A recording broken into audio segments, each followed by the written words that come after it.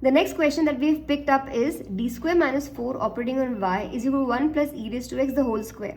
Now this is quite an easy question, but the reason I'm solving it here in the video is to show how to find yp.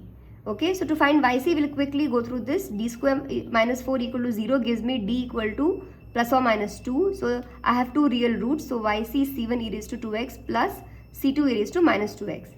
Now capital X is 1 plus e raised to x the whole square. Okay, so before you start solving or using any formula, you have to square this. So I get 1 plus 2 e raised to x plus e raised to x the whole square, which is 1 plus 2 e raised to x plus, now e raised to a, I hope you remember this formula, e raised to a the whole raised to b is e raised to a into b. So I get e raised to 2x. Now this 1 I'm supposed to write as a function of e, sorry, not as a function of e, I'm supposed to write as e raised to some power. So I know that e raised to 0 is 1, so I write this 1 as e raised to 0x plus 2 into e raised to x is as it is plus e raised to 2x is as it is. So now I get x1 plus x2 plus x3, and this is case 1. For each of them it is case 1, but we have called it x1, x2, x3 because the values of a are different for each of them. Okay, so over here the value of a is 0, over here the value of a is 1, and over here the value of a is 2. So I cannot use one formula to find yp. I have to use the formula for x1, x2 and x3 separately. So my yp will be yp1 plus yp2 plus yp3. So yp1 is 1 upon f of d operating on e raised to 0x. So a is 0. So I will get, when I substitute d as 0, I'll get minus 1 by 4 e raised to 0x. Now e raised to 0x is 1. So yp1 is minus 1 by 4.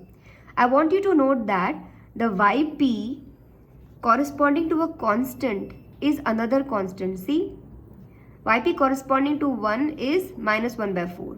Okay. Now to find yp2, I do the same thing, 1 upon f of d operating on x2. Now x2 has 2 into e raised to x. So I remove this 2 out.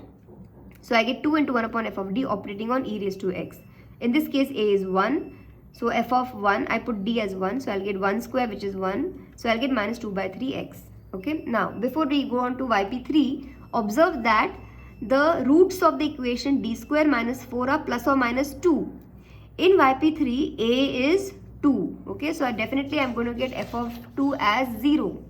That is why I've written yp3 the basic formula like this. But in my rough column, I found f of 2. So f of d is d square minus 4. F of 2 is 4 minus 4, which is 0. So now I have to differentiate f of d. I get f dash d as 2d. So f dash 2, remember this is case 1. So we are substituting for d and not d square. So f dash 2 will be 2 into 2, which is 4, which is not equal to 0. So since I got a non-zero constant, I stop this process of differentiation and I write the formula for yp3 as x into 1 upon f dash 2 into e raised to 2x. Okay, this x is because you have to differentiate once. So x into 1 by 4 e raised to 2x. Okay, so now your yp is yp1 plus yp2 plus yp3, and finally your solution of the equation is y is equal to yc plus yp.